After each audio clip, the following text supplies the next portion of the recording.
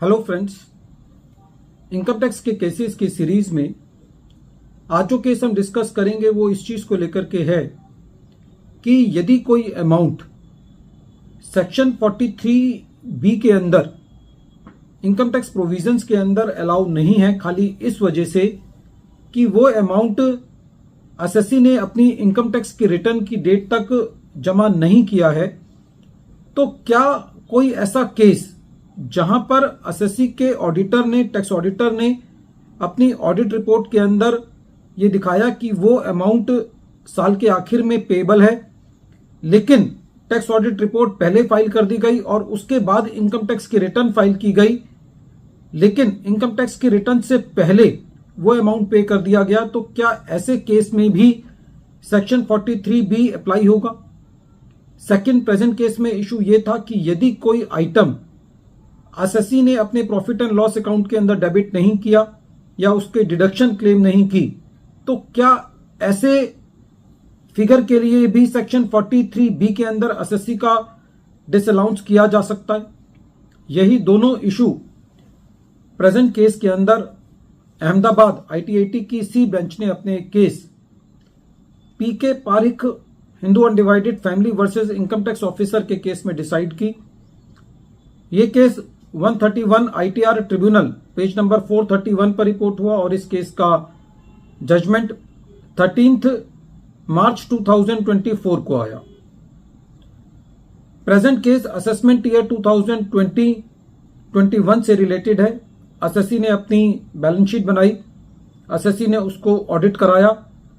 और एसएससी के tax auditor ने अपनी टैक्स ऑडिट रिपोर्ट 11 जनवरी 2021 को अपलोड की। इस टैक्स ऑडिट रिपोर्ट के अंदर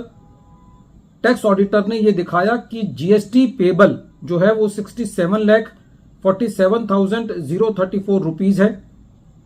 और उसके बाद एसएससी ने अपनी इनकम टैक्स की रिटर्न फाइल करी।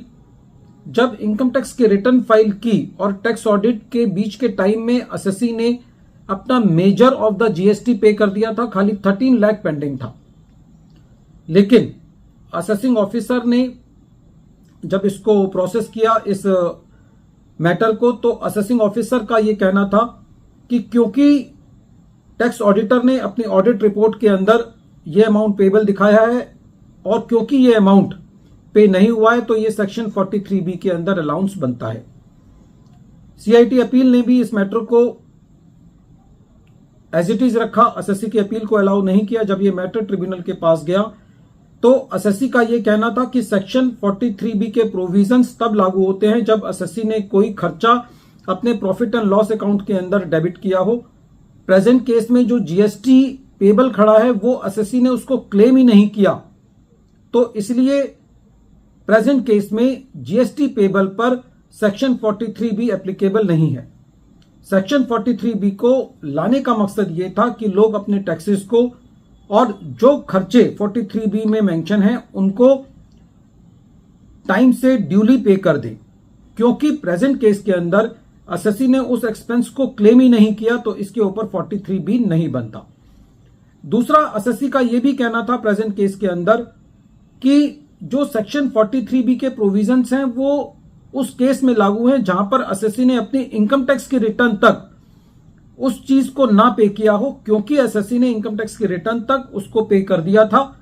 टैक्स ऑडिट की रिपोर्ट की डेट तक वो पेंडिंग थे, लेकिन क्योंकि एसएससी ने प्रेजेंट केस में अपनी रिटर्न बाद में फाइल की थी, जिस डेट तक एसएससी उसको पे कर चुका था, तो दोनों परिस्थिति में चाहे वो सेक्शन 43B के मुताबिक वो खर्चे हों जो कि एसएससी ने P&L में क्लेम ही नहीं किए, या दूसरे एंगल से कि एसएससी ने अपनी रिटर्न तक उसको जमा कर दिया, दोनों केस में एसएससी को रिलीफ मिलना चाहिए।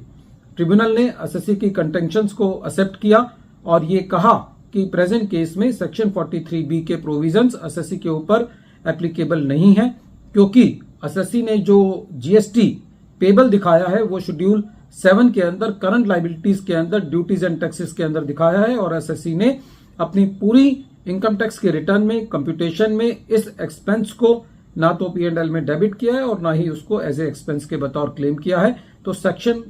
43B की डिसअलाउंस प्रेजेंट केस में एसएससी के ऊपर एप्लीकेबल नहीं है और उस डिसअलाउंस को डिलीट किया। वीडियो के अंत में एक बार फिर मैं केस का नाम रिपीट कर रहा हूं। केस का नाम है PK Pareek, Hindu undivided family versus income tax officer, और ये case 131 ITR tribunal page number 431 पर रिपोर्ट हुआ और इस केस का जजमेंट 13 मार्च 2024 को आया। Thank you friends.